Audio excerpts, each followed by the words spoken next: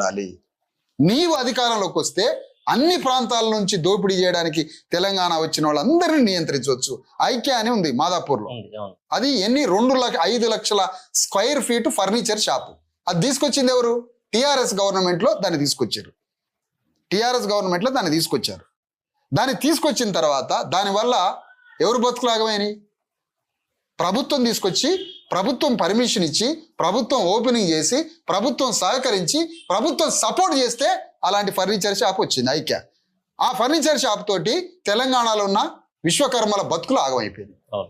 ఇట్లా చెప్పుకుంటూ పోతే గవర్నమెంట్ పెట్టే అప్పర్ కాస్ట్కి ఇచ్చే ప్రతి ఇండస్ట్రీతో, ఆల్ అప్పర్ కాస్ట్ నిర్వహించే ఎవ్రీ ఇండస్ట్రీ బీసీఎస్సీ కుల వృత్తులు ధ్వంసమైంది.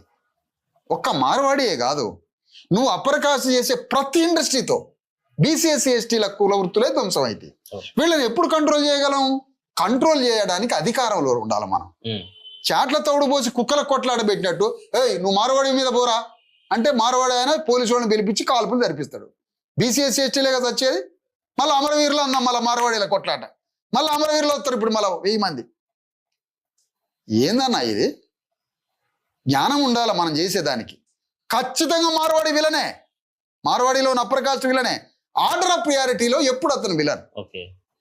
విలన్ నంబర్ 4 3 2 1 ఫస్ట్ అది డిసైడ్ చేయాలి. ఇది ఎవరు చేస్తారు?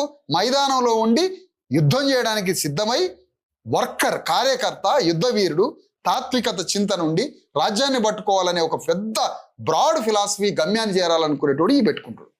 అందుకని అర్థం చేసుకోవాలి. అర్థం చేసుకోండి అని అన్నది అట్లా అన్నమాట. అర్థం చేసుకో